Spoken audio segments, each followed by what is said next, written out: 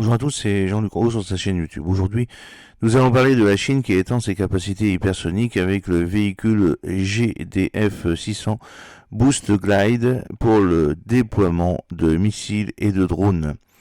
La Chine a récemment présenté le GDF 600, un nouveau concept de plateforme hypersonique à propulsion par glissement, lors du salon aéronautique de Shanghai qui s'est tenu du 12 au 17 novembre 2024. Développé par l'Académie de recherche aérodynamique de Guangdong, Gara, le GDF 600 se distingue par sa capacité à larguer des sous-munitions, notamment des missiles et des drones en plein vol.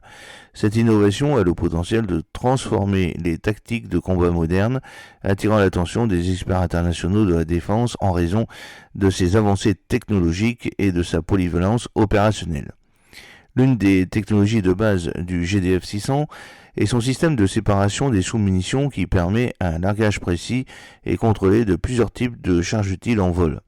Le GDF 600 est capable d'atteindre une vitesse de Mach 7, soit environ 8650 km/h, et peut couvrir des distances allant jusqu'à 600 km, bien que Gara indique que sa portée pourrait théoriquement être étendue à 6000 km. Avec une masse de lancement de 5 tonnes, dont une capacité de charge utile de 1 tonne 2, le système peut emporter une gamme d'équipements spécialisés tels que des missiles supersoniques, des drones de reconnaissance et des projectiles à impact cinétique. Cette plateforme est conçue pour des pénétrations rapides et efficaces dans des défenses aériennes ennemies, compliquant les efforts d'interception et réduisant les temps de réponse. L'une des technologies de base du GDF 600 est son système de séparation des sous-munitions qui permet un largage précis et contrôlé de plusieurs types de charges utiles en vol. Ce processus est soutenu par une protection thermique économique pour garantir la durabilité à des vitesses hypersoniques. La plateforme dispose également d'un système de contrôle de vol simplifié et optimisé, améliorant l'efficacité opérationnelle et l'adaptabilité dans les scénarios de combat dynamiques. Le GDF 600 peut déployer différents types de charges utiles secondaires adaptés à diverses missions tactiques. Il s'agit notamment des missiles supersoniques d'une portée de 100 à 500 km, de missiles subsoniques d'une portée allant jusqu'à 100 km, de missiles de croisière couvrant une portée de 10 à 80 km, de bombes aériennes efficaces jusqu'à 70 km et de drones capables d'opérer sur des distances comprises entre 2 et 15 km.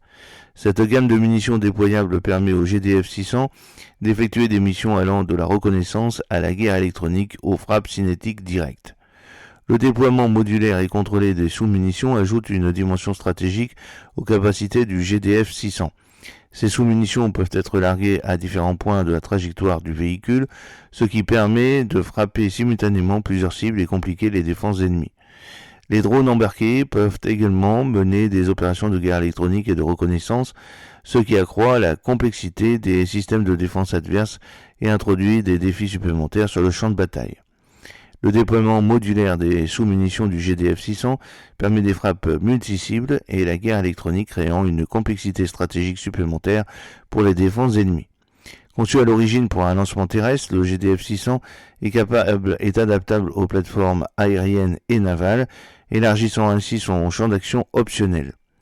Alors, atteignant une altitude maximale de 40 km, ce véhicule hypersonique peut contourner et pénétrer efficacement les réseaux de défense aérienne. Son altitude combinée à une vitesse élevée et à des trajectoires imprévisibles le rend particulièrement difficile à intercepter. La modularité du GDF 600 renforce encore sa flexibilité, permettant une adaptation à diverses missions, de la surveillance aux attaques à grande échelle. Cette conception modulaire associée à une protection thermique optimisée et à un système de contrôle de vol simplifié permet à la fois une flexibilité et des coûts de production et de maintenance potentiellement réduits. Avec l'introduction du GDF 600, la Chine souhaite améliorer ses capacités en matière d'armes hypersoniques, un domaine dans lequel les États-Unis et d'autres puissances occidentales ont été confrontés à des défis techniques. Des programmes américains tels que l'AGM-183A ARRW de l'armée de l'air et le missile hypersonique Dark Eagle de l'armée de terre ont rencontré des revers qui ont retardé leur progression.